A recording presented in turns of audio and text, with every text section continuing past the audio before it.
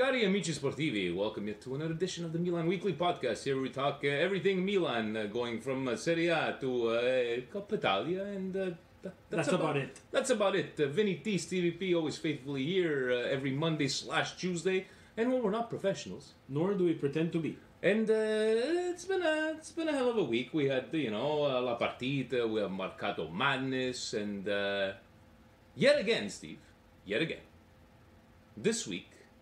Have we been blessed or cursed? Well, Presidente decided, well, I don't know if he decided, but it came out that Presidente didn't have no time for us. No. He had no presidential points this week. He delegated to the Milan Club members to send us some questions.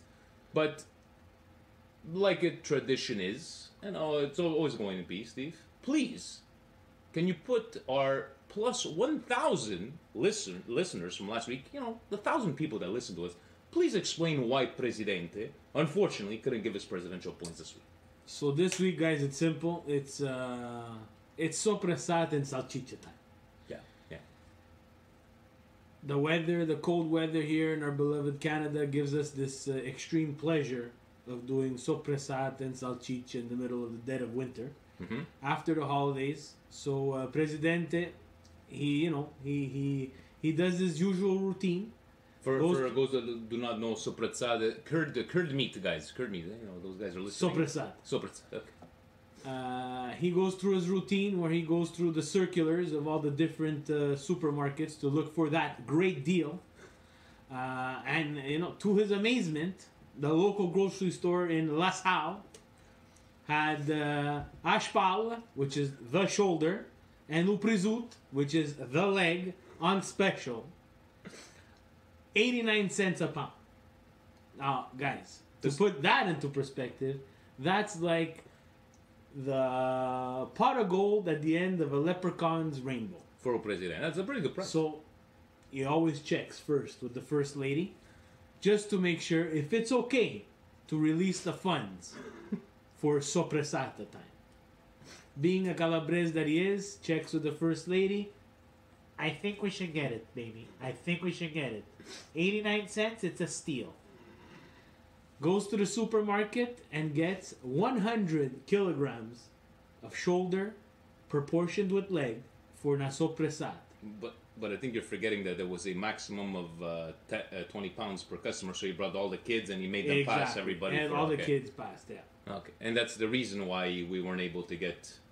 Well, hopefully we get some sopressata and some salchicha, But yes, thank you very much, Steve. So now I understand why Presidente couldn't do this for us.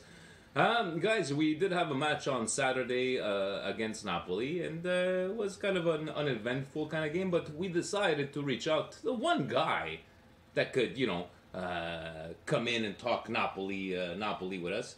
He's not the only guy, but he's not the only guy. Yeah, he's a friend of the show. He's a friend of the show. He's a fellow Canadian. He's from that other province, 416, the Ontario province, and we were talking before that they're calling in the army for tonight and tomorrow because they're getting 20 centimeters of snow. Us, we're like, let's go to school. There's no stoppage of work. And he kind of thinks that Toronto's the better city of Montreal. We're gonna make him believe whatever he wants to be. Are you there, Signor Donofrio? I'm enjoying life in the best city in our beautiful country. So I'm happy, and you know what? We're making the substitute this weekend as well. So you know what? I'm with our Presidente there. But can we just edit out that when he said the best city that we can. We're gonna edit that stuff out from over there. But guys, it's you guys have the technology over there yet? Look at this guy. You know how to edit it? Is it possible? Very nice. Very nice. You know what? I'm gonna pull just like all Milanista fans that we live in the past. How many cups do the Leafs have? Exactly. Okay, so it's 24 Stanley Cups over here in Montreal. So just like I would tell you, 7 Champions League, but it's a discussion for another day. Guys, it's Marco Donofrio. You know what? This is, instead of me plugging you, why don't you just plug yourself? Tell us, about yourself and what you do, and from the second best city in Canada from Toronto. What do you got over there? I am the host of Stereo Serie A, as well as I co-host Far From the Sea with the Napoli podcast, right for Soccer 360 and Football Italia sometimes as well. So, and I love Napoli, and I am not ashamed to admit that my father-in-law and my wife are Milanista, so that's the only problem. What? there. That's She's the a only keeper. problem there. Keeper. She's a keeper. She's a keeper. Very good. I'm training her though. She's learning. She's learning well. No, if she's a true Milanese, she's just gonna pretend that she kind of likes your Napoli, but deep down inside, she knows who Diavolo Rosso Nero over there. And we got Mark over here. We've been guests on his show back in the day. The Red Car Weekly days, always there supporting, and we like to take jabs at each other, but it's always been nice to us. And guys, check him out. The Twitter machine, Stereo Serra, is always lively discussions of. And I, for one, enjoy Marco's writing very much. Mm-hmm. And yes, always a straight down the middle kind of guy, right? And yes, we do enjoy those. Where can people read your articles, your posts on the Twitter machine? Yeah, you know what? The best place is right now Soccer 360 magazine, which I believe you guys get in Quebec as well. I'm pretty sure it's national as well as in the States. So, and then Football Italia. So you can check me out. Either one, you can either order. And thank you for all the kind words. And you know what? It's great to see that you guys are still doing your thing, because I know that this business can grind people out, and unless you really, really love it and you're really, really passionate, you don't last long. You guys have been around for just as long as we have now. So it's nice to see good old friends still doing good old things. Definitely, and I went to meet the guys several years back, and that's the beauty about the whole passion of soccer, that guys that you've never met in person, whether it be Lenny that had the roof over my head in Chicago, or Thank God for Lenny. and these guys meeting up in Toronto back in the day. So it's always enjoyable. That's why I wanted to get him to discuss the match, right? Yeah. So Saturday, Napoli Milan 0-0. What can we say, Steve, about the game? There was a lot of kind of Milan had a great first half. Last 20, 30 minutes of the game, we seemed to have put our foot off the pedal. As always, it looks like it's a tradition.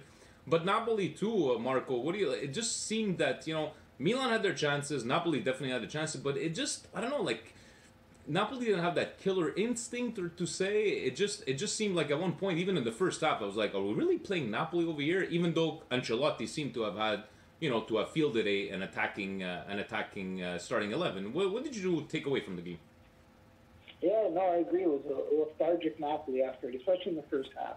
I thought the first half was really, really disappointing, and he did field an attacking lineup. I don't think we've seen all season.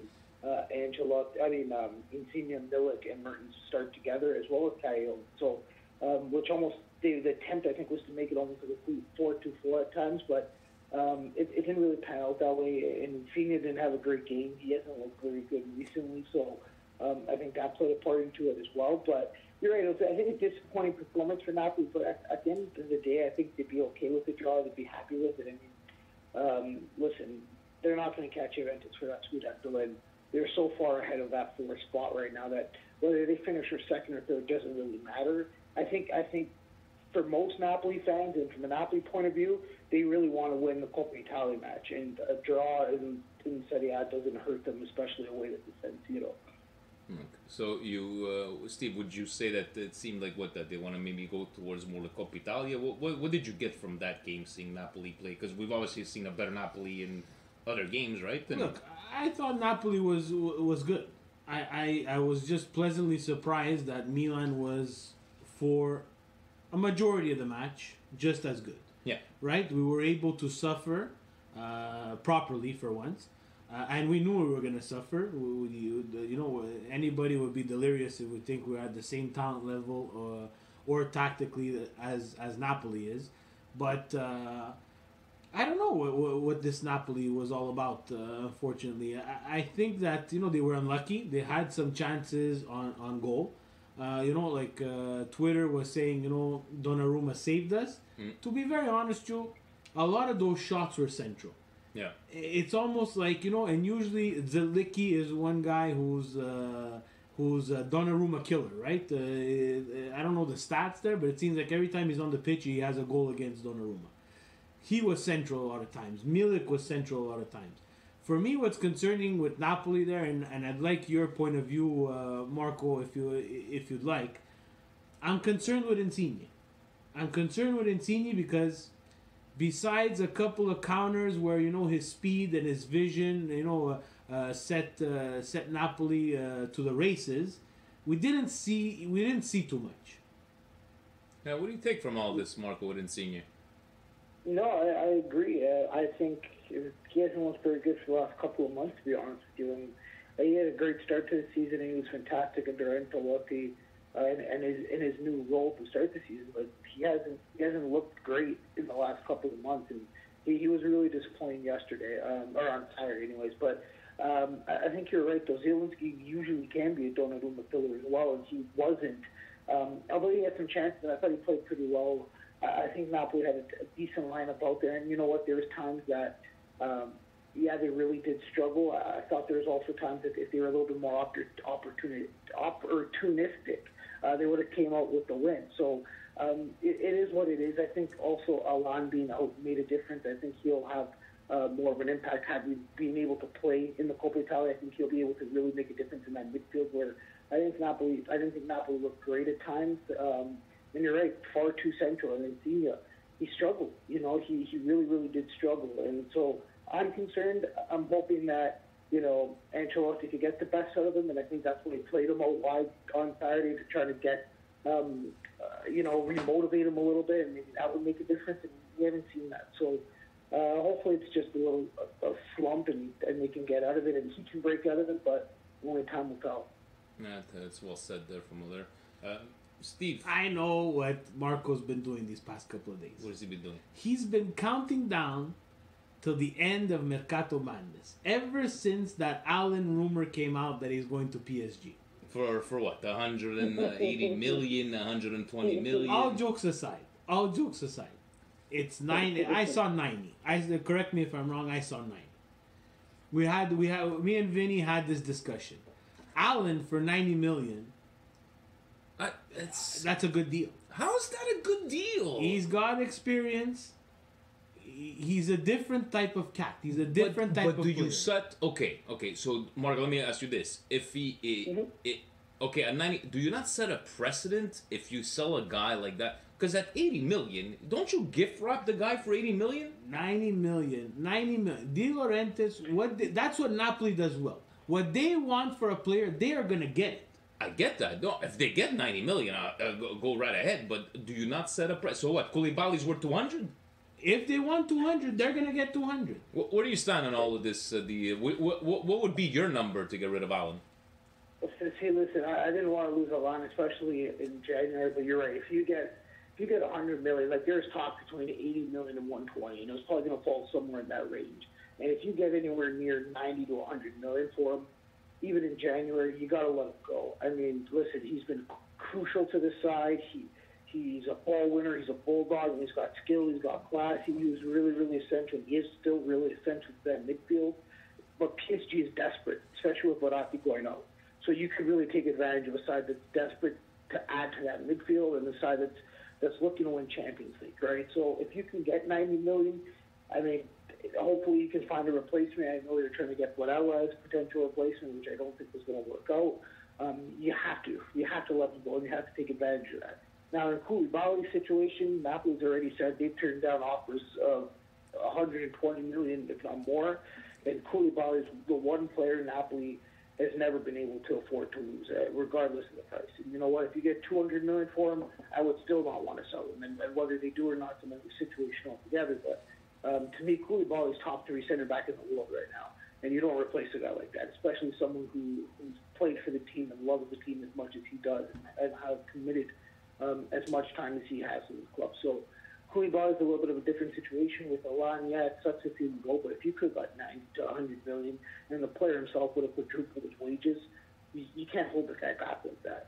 Yeah, that's well said. Yeah, and that's the thing that frustrates me, and what frustrates me about that. The 90 million is the transfer fee. Yeah. PSG is also involved in this financial fair play. Big, humongous air quotes right now, Marco.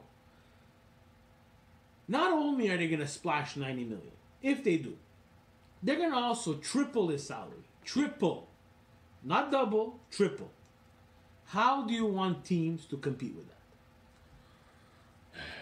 Then again, how do you want You're supposed to be in trouble. Milan is acting like a team who's in financial fair play trouble, where everything's a little bit, But isn't it give away $1, maybe spend $1.25. No, PSG is in trouble.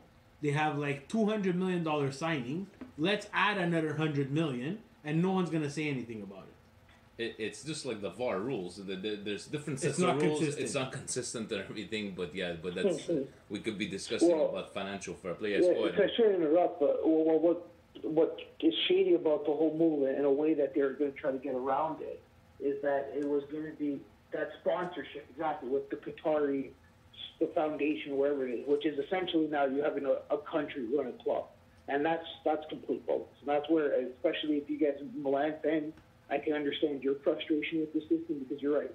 Milan's, hands are tied and their wrists are tied, cuffed together and they're handcuffed and they can't do anything. But you have teams like, PSG or Manchester City spending over $100 million, like it's nothing. It's I think that's the whole frustration from everybody. It's just like we get it to the way Inter, Roma got those penalties back then. Milan's getting the penalties now. It's just like come up with a concrete set of rules. Let the fans know out there and let us know this is the reason. Oh, so basically the owner, the team owns the sponsorship, and that's how you got around with it. Because if there's loopholes, I think every team should take advantage of loopholes. Yeah, Steve, no? Yeah. And you said a key word now, Vinny. You said VAR. Yeah. So let's talk about VAR. You're talking about the non-existing yellow card? Yeah. I'm a Milan fan. I know I love Milan, but I love Calcio more. I've said this multiple times.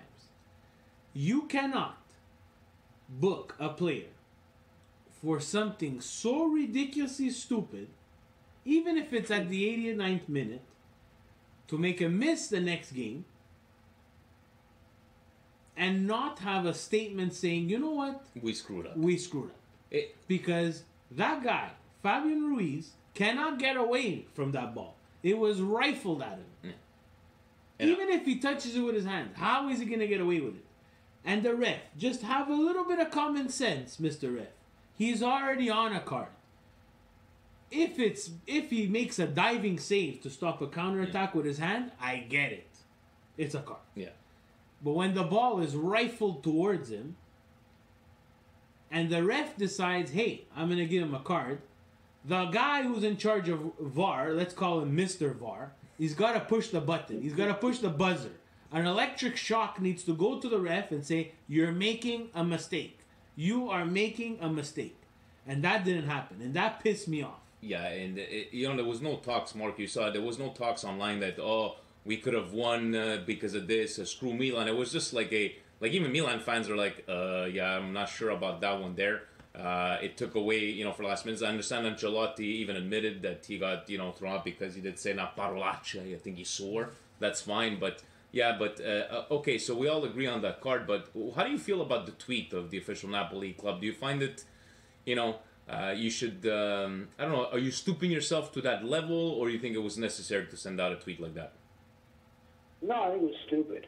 Listen, everybody knew it was the wrong call. Fine, it is what it is. Thankfully, it was in the 90th minute, and it didn't impact the game much. But you got to be above that. But you know what, though? I think that speaks to a larger cultural issue in Italy where everybody needs to play the victim, and everybody likes to blame everybody else, and everybody likes to, accuse everybody else, and the fear of paranoia. And from Napoli's point of view, you just got to shut up. Listen, whatever, it sucks. And hopefully you can appeal the suspension because, listen, the rule with VAR, if I get it, fine. You can't. It was a second yellow, right? So they can't go to VAR for a second yellow card.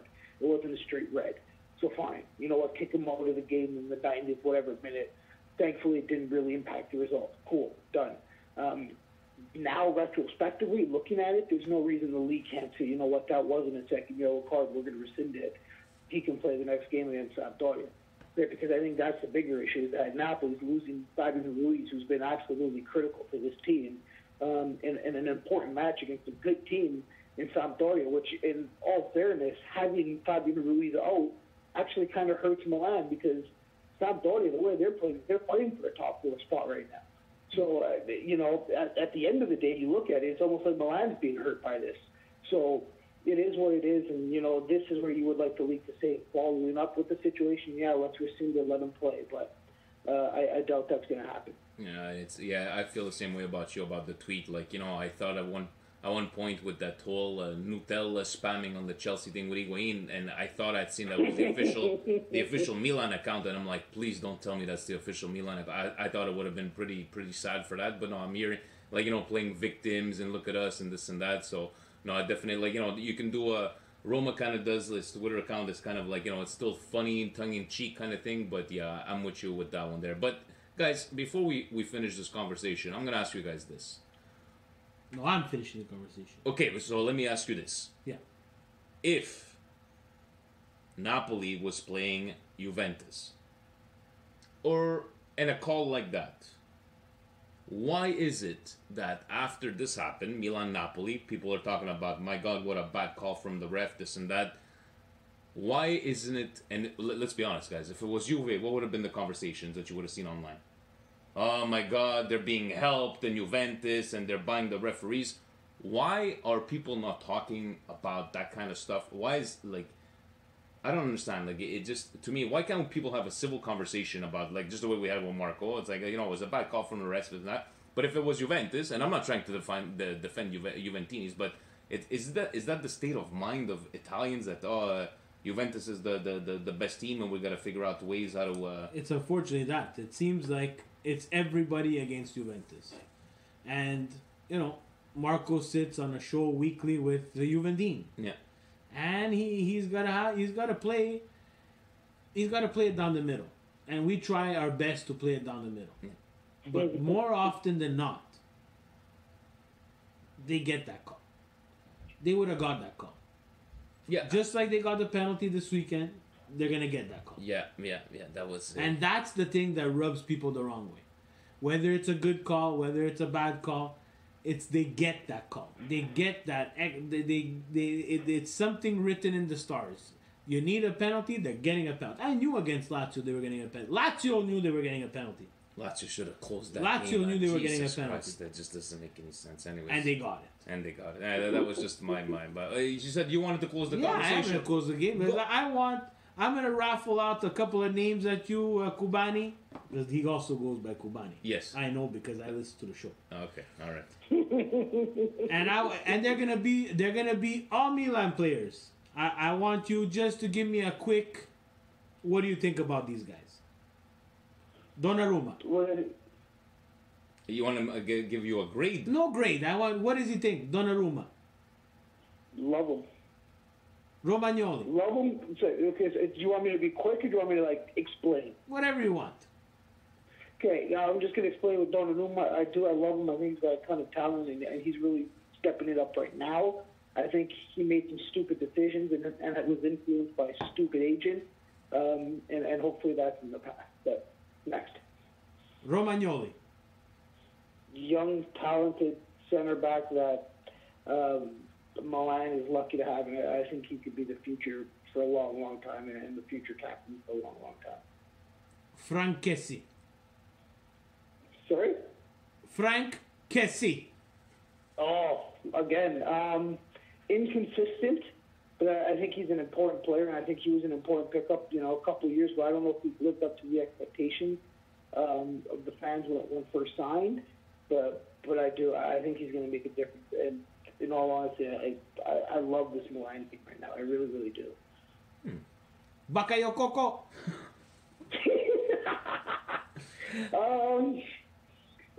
I see. Again, I'd say inconsistent at times. I thought he looked pretty good yesterday. On Saturday. So I think he does bring something important to this club. I'm just curious to see if he's going to be the guy this team needs going forward.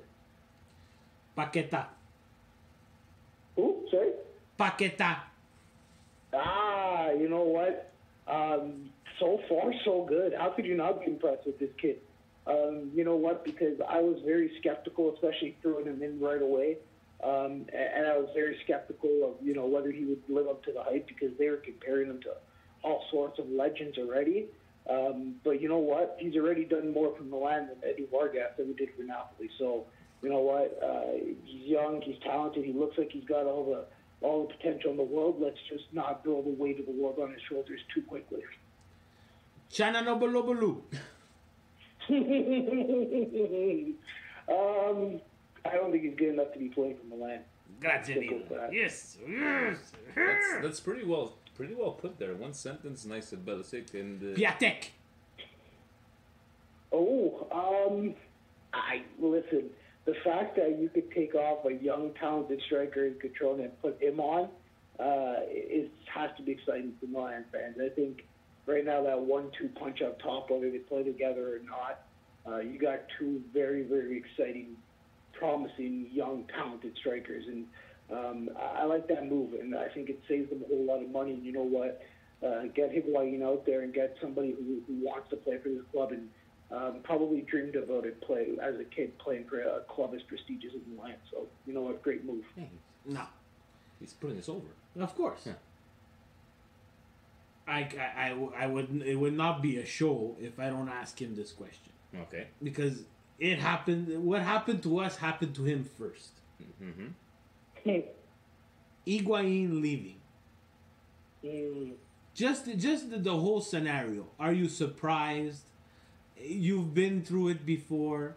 We've gone through it with Bonucci, but now we went through. There's two teams now. There's Napoli and Milan that have been through this. But Napoli had more of a sense of you know. It was worse for Napoli. It was worse for Napoli Higuain because he went to a direct competitor. Yeah, and he was there for how many years, Marco? At least 3, I believe.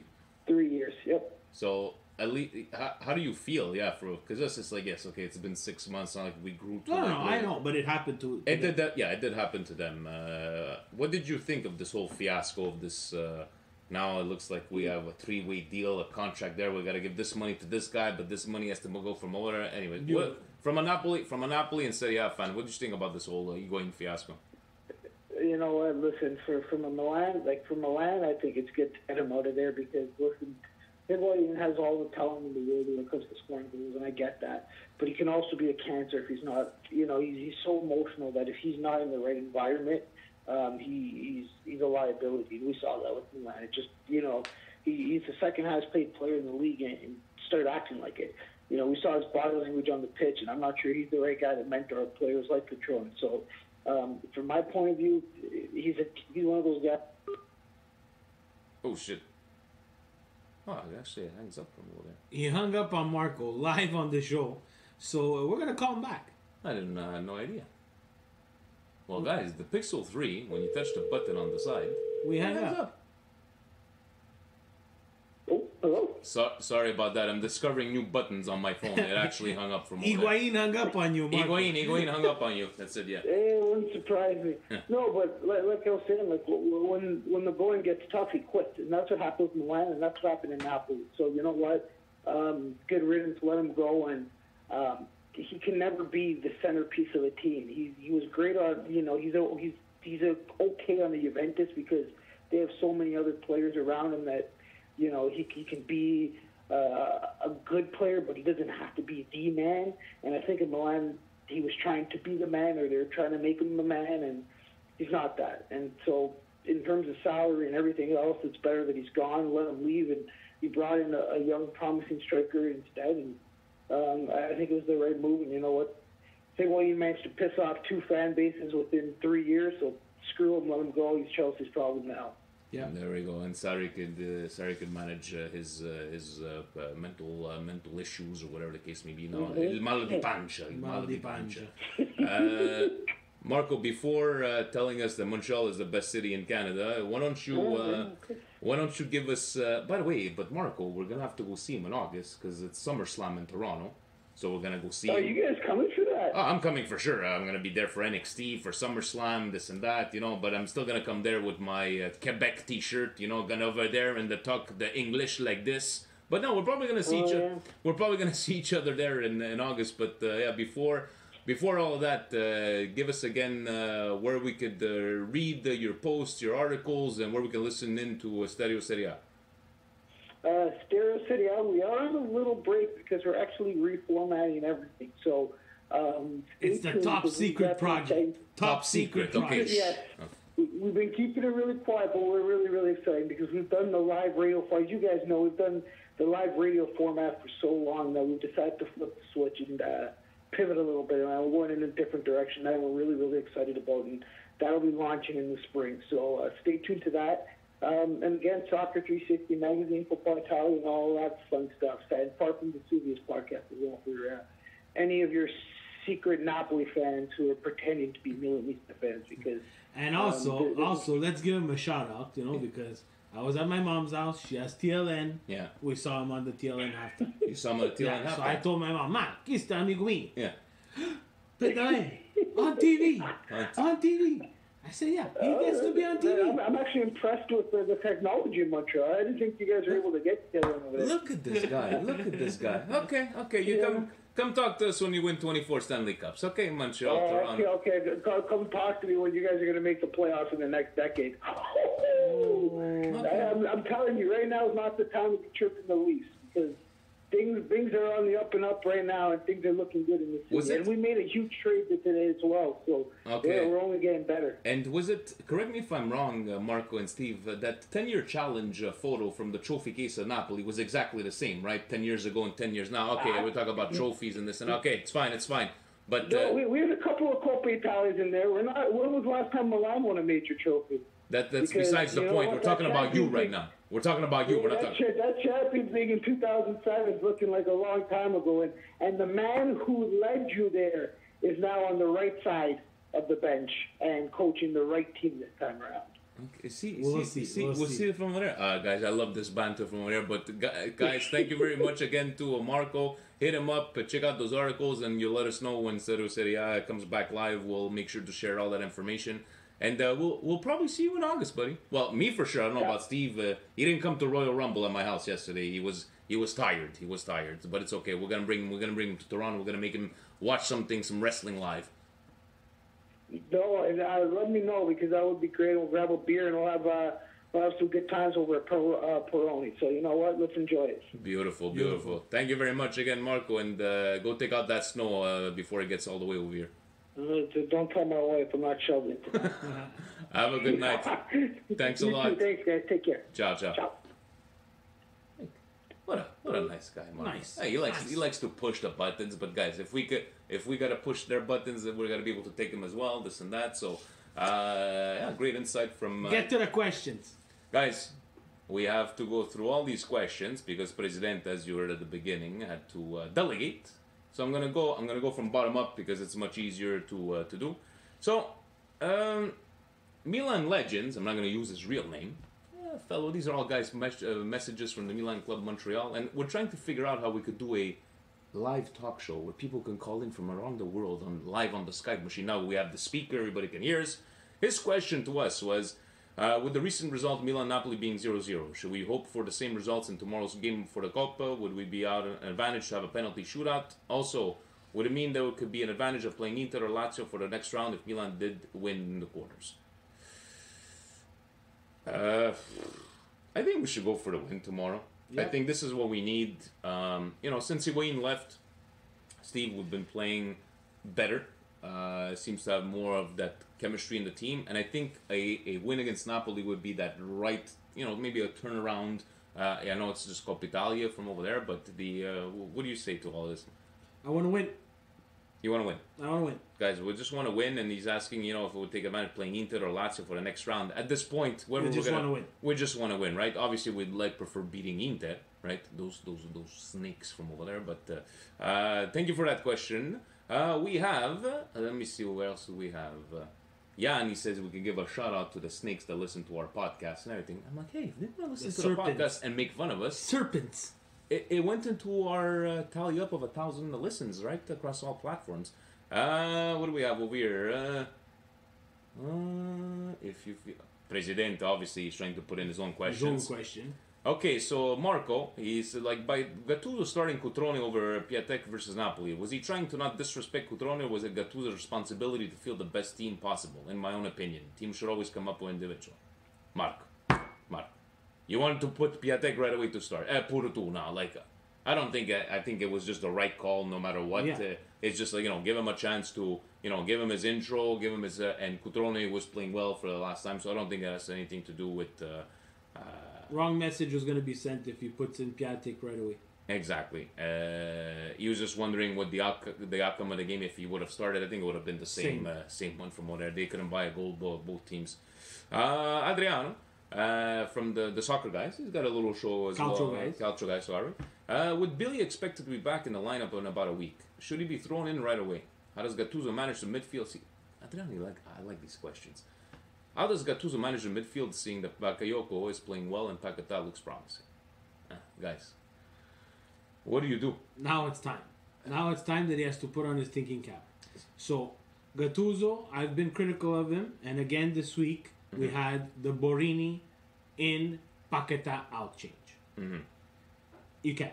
We can't afford these changes. We cannot be negative all the time. That was again a negative change. We were fine with Paquetá in there, and it's no disrespect to Borini. Even though I like making fun of you because you like him, it's just the game changes too much when he's on the pitch. That's true. We cannot hold the ball. We seem really, really lost in the midfield. We end up giving away cheap balls. It's something that really pisses me off. There's a time and a place for a change like that. If you're winning, I'm all for it. Sure. I get the Borini in certain situations, but now we have to stop. Now we're deep enough in the midfield that it's not. Borini should not be your first change. But now, okay, so out of the guys that are starting right now, what are you gonna do? Bakayoko has been playing fantastic. He's gotta find a way to play them. Paquetá has to play. Bakayoko has to play. Well, I don't know what you're gonna play. You gotta play. Someone's gonna have to ride the bench. Exactly. Who's riding that bench? And in the chat, people were saying, Kessie needs a break. It was either in the chat or on Twitter. This Kessie thing is pissing me off.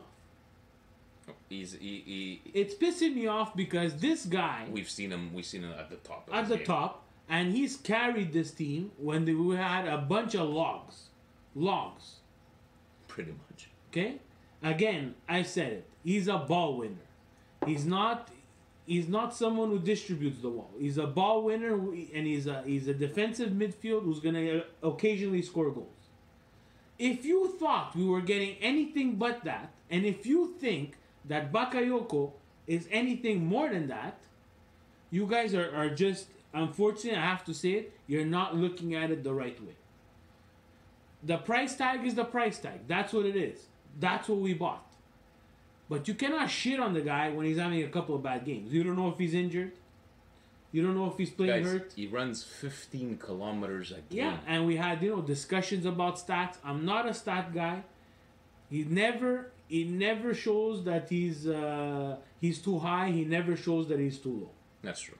He's always even keel. But now it's going to give that opportunity Has he been suffering? Yes. But maybe he needs to take a seat. And I don't mind him taking a seat. Because now you have the players to have him take a seat. Imagine him coming on at the 60th minute to give you those extra legs. Or to close a game. And you know what? I didn't buy him to be someone who's coming off the bench. But he maybe needs to learn a lesson. But if we, as Milan fans, can say, and please, tweet all you want, if Gattuso rides Hakan Çalhanoğlu all this time, he's got to ride Kessie even harder. That's true. But who would you say is that one player that's probably going to be substitute? Because it's Bakayoko's position right now, right? Yeah, well, Billy in, move Bakayoko to the side. That might hurt him. He's playing well. Bilya is coming back from injury. I would gradually don't put him in right away. No. And it's Caldara too, coming back from injury. Gradually put him in. But these guys need to play. We were talking about it. We want these players to have an instant impact. Because that's the age that we're in. We're in the social media age. Yeah. We want information fast. We want food fast. We want everything fast. Football doesn't work like that. Let's face it. I'm going to tell you now. I've been watching this shit for a long time. It's very, very rare and a minute talent set where you can insert someone in a game and he will have an instant impact. And I think as close as we've I was seen, about to choke. as close. I think Paquetá is as close as we've seen that he's made like a not a huge impact, but you can see You can see the talent. you can see the talent right away, right? But no, definitely with you. We'll see how he's going to be able to manage all that when he does come back. Stop shitting on Kessie. Yes, please. We have Abraham asking us, Milan being in fourth place, is it because of Gattuso's managerial skills or because Lazio and Roma are unexpectedly dropping lots of points? Lazio and Roma suck. Definitely, Abraham, I think we're on that one. Yeah. There is that we're happy we're in fourth place, Yeah. but the way we've been playing, that last 2 months, we keep on saying it's like we had no business. If we would have played well, I'm comfortable enough to say that we would have been in third place. Yeah. I'm comfortable enough to say that we would have been in third place. Oh yeah, with everybody losing points, Yeah. and it seemed like even last year when we were getting all those wins, but everybody else Else was was winning winning, at the right? same time. So it's like let's count it as a blessing, but definitely not because of Gattuso's managerial skills. So Mezzi is asking if Gattuso qualifies for the Champions League, should the management give him another year? I don't see why they would fire him if they. I think this next 6 months with no Higuain, I think we'll tell where we're gonna be with Gattuso. Like these young kids, he's a people kind of manager. He's gonna go the morale and this and that. But no, guys, if he finishes top 4, who in the right mind? Unless it's Conte. Yes, what's wrong? Yeah, Eric. How does Conte not see that game against Napoli? That's one of the questions. Go. Okay, Go. so Because I heard muscular fatigue. That's a new injury. I never heard that one before. Marcello Presidente is asking a question. Do we just skip it? Skip it. Skip it? Yeah, sorry, Presidente. You want to skip the presidential points? We're skipping your question. Maybe if we have time. With the Mercato coming to an end, what would be the best option for Milan to get as a left wing? Deulofeu, Carrasco, or is it Leonardo planning a last minute madness? Deulofeu, Watford, magically they want 30 million. Yeah, all of a sudden. All of a sudden they want 30 million. If it's for the same price, I would probably say Deulofeu because at least he knows a bit of the Milan and he's played here before. But This is something that I'd like to go back to because, correct me if I'm wrong, and I might be wrong, but when Mirabelli and Fassone took over, there was still that option to keep Deulofeu. Yes. Right? Yes. I failed to mention that, But I think that was a fail to not keep it. I think it was 10 or 12 million or something like that, and Barcelona wanted him back because he was playing pretty good. Yeah. And but yeah, if we had to pick between both of them, and I'm pretty sure he probably wanted to go back to Barcelona. But I think, and this is where unfortunately sometimes these players get guided in the wrong direction. Like Deulofeu, with all the talent that he has, where is he going to see the field in Barcelona? Exactly. So that trip there might have been a mistake for his career, and it seems like he's very adamant to get back to Milan, but Milan's not going to pay 25 million. Definitely not. And that was from Jan, and Jan asked us the first question. So with Calabria playing so well, how does Gattuso integrate Conte, or does he continue to use him as a super sub? We talked about and guys, if you're part of the Milan club, you know this already, but Jan has a Bonucci jersey that he transformed. He put some tape on over there, and he put Created Higuain. he had created Higuain, and I created Piatek, and he put like a 1 there on top. Yeah. Well, he should have just took out all the tape, and he would have had 19. There we go. But we talked about in the before how when Conte got hurt, Calabria, wow, like we had a discovery this and that. Now we're in the position that, from what we've seen from Conte, those beautiful crosses, he's a talent. It's definitely a talent. Azzurri worthy talent that he's been already called up in the past. But what do you do, Steve? What do you do? Now, you have to, this comes down to, that's why there's a manager. He needs to manage these people. We manage people at work. Some guys have good performance, some guys don't. Game to game, you're going to have to manage them. Calabria might need a break. Both of them are fatta de gara. yeah. So unfortunately, that's what it is. So I can't make a decision right here now on the show and say, you know what, sell Calabria and make money on it. And guys, let's remember one thing. I think these conversations would be completely different if we were still in the Europa League. Now you're talking about 3 games a week. So think about it. If we're gonna be in the Champions League next year, now we're talking about a rotation where to have a Calabria on the bench, to have a Conte on the bench for that matter. But then again, it's all about the people management and telling them, here's your role, and you're not gonna start every game, but you're a crucial part of the team. Let me give you this, and this is my imagination. Instead of Paqueta Borini, why not experiment a bit? Calabria was having a good game. We're not going to take off Calabria, but we need to insert Conte. Let's put Conte in front of Calabria. Huh? What about that for imagination, ladies and gentlemen? I believe he was a midfielder back in his... Whatever it is, just get him some time. We need to deliver crosses. We'll overload on one side of the pitch, and let's put in balls for RoboCop. Huh? That's what Gattuso called it. RoboCop. Dead or alive, you're coming with me. I even watched it. You believe that? The original RoboCop was fantastic. Yeah. You know why it was fantastic? Because it wasn't PG-13. It was rated M for mature because of the killing. And I watched it with my kids. Very bad mistake. You know what? I feel bad. Read the Presidente's question. I feel bad. Can you at least read it in his voice? Yeah. My question, sorry, had to chip in. When Gattuso says "siamo a posto così," translation, we are okay like this, is he saying the truth? There's that side that we've seen of Gattuso being very honest with the fans and everything like that. Obviously, like if Gattuso is, would you like a better striker or a better midfield? I'm sure he wouldn't say no to that. But a posto così, I think he just says these kind of things where it's like just shut your mouth. Just like he talked about Bakayoko. Yeah. He said one day you guys say he's nubidon, and the other day he's like he doesn't like this whole thing, but. You're saying that he's just saying it to keep everybody... This is just to keep the waters, and you know what? If he says that and they don't sign anybody, they said the truth. Yeah. If he says that and they sign someone, it's a surprise. Yeah. We need a left winger. We do. We need a left winger. We need one badly. That's why they're looking at Deulofeu. That's why they're looking at all these young guys. The young guy from PSV. We'll see. We need a left winger. We'll need a left winger, and keep in mind, guys, is that even we're not playing that 3rd game a week. Is that you need these guys to gel together, because if our goal, right? Caracho, what's Caracho there? Carrasco. Yeah. He wants Higuain money.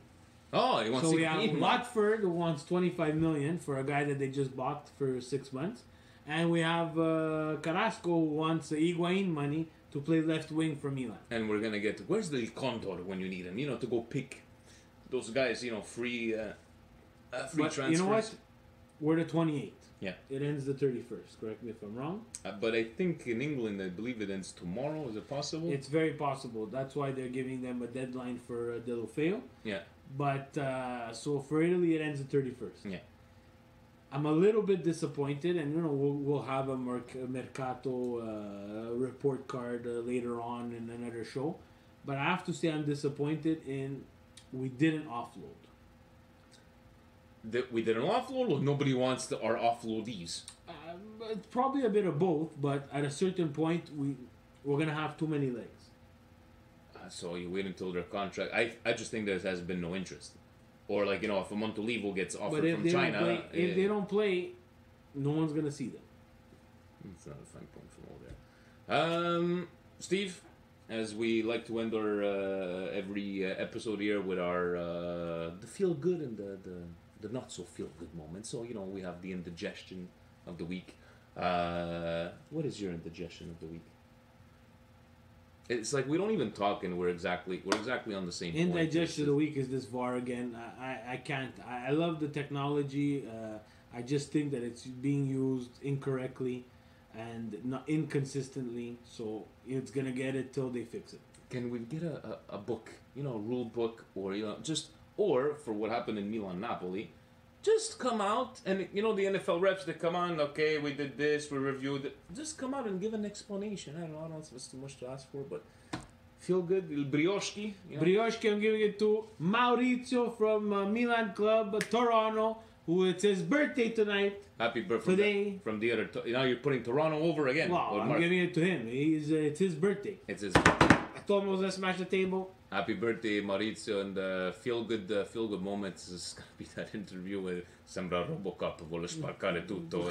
I love Gattuso with his. He just comes off as one of the boys from over there.